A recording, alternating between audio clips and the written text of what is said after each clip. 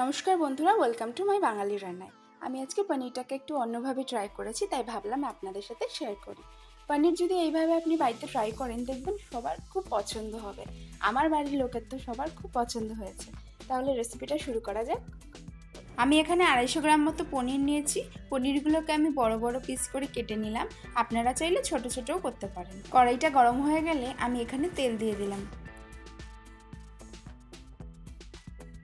গরম তেলের মধ্যে আমি সামান্য পরিমাণ লবণ আর সামান্য পরিমাণ হলুদ দিয়ে দিলাম, যাতে পনিরের মধ্যে লবণ হলুদটা ভালোভাবে ঢুকে যায়। না হলে পরে পনিরটাতে বেশি লবণ হলুদ মাখাতে গেলে পনিরটা ভেঙে যেতে পারে, তার জন্য আমি তেলের মধ্যেই দিয়ে দিলাম। পনিরগুলো ভাজা হয়ে গেছে, এবার আমি এক এক করে এগুলোকে তুলে ফেলছি। কড়াইয়ের মধ্যে আমি আরেকটু তেল দিয়ে দিলাম। তেলের পরিমাণটা আপনাদের ইচ্ছে মতো দিতে পারেন। ফোড়ন দেওয়ার জন্য আমি সামান্য জিরে আর একটা শুকনো লঙ্কা দিয়ে দিলাম। ছোট ছোট করে কেটে রাখা পেঁয়াজগুলোও দিয়ে দিলাম। দিয়ে এবার খুন্তি দিয়ে ভালো করে এটাকে নাড়াচাড়া করে দিচ্ছি। আদা, রসুন, লঙ্কা আমি বেটে রেখেছিলাম, সেই মশলাটা এর মধ্যে দিয়ে দিলাম। পরিমাণ মতো লবণ, পরিমাণ মতো হলুদ আর 1 চামচ মতো লঙ্কার গুঁড়ো দিয়ে এটাকে ভালো করে নাড়িয়ে দিতে হবে। গ্যাসের ফ্লেমটা মিডিয়াম রেখে মশলাটাকে ভালো করে কষিয়ে নিতে হবে যতক্ষণ না তেল ছাড়ে।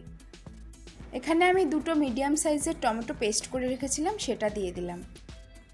টমেটোটা স্কিপ করবেন না, টমেটোটা দেওয়াতে এর স্বাদটা খুব ভালো আসে। মশলার কাঁচা ভাবটা যতক্ষণ না যাচ্ছে আমি খুন্তির সাহায্যে এটাকে ভালো করে ততক্ষণ নাড়তে থাকবো। আমি এখানে 1 কাপ মতো টক দই ফেটিয়ে রেখেছিলাম, সেটা এর মধ্যে দিয়ে দিলাম।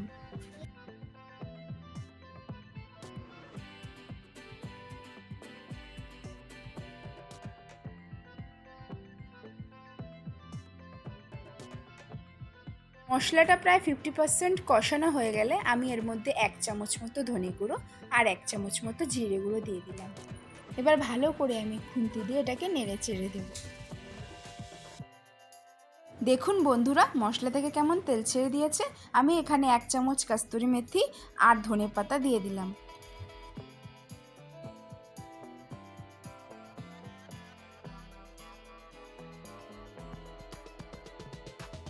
খুব বেশি জল আমি দিচ্ছি না, আমি 1 কাপ মতো জল দিয়ে দিলাম।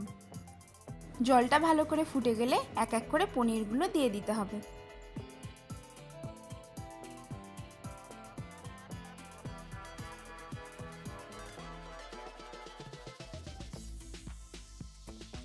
পনিরটা রান্না হয়ে গেছে, এবার আমি 1 চামচ মতো গরম মশলা দিয়ে গ্যাসটা বন্ধ করে দেব।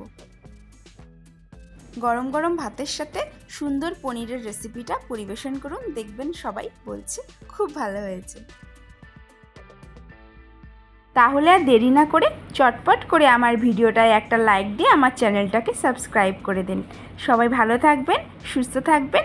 আমি পরের দিন আরও সুন্দর একটা রেসিপি নিয়ে চলে আসব।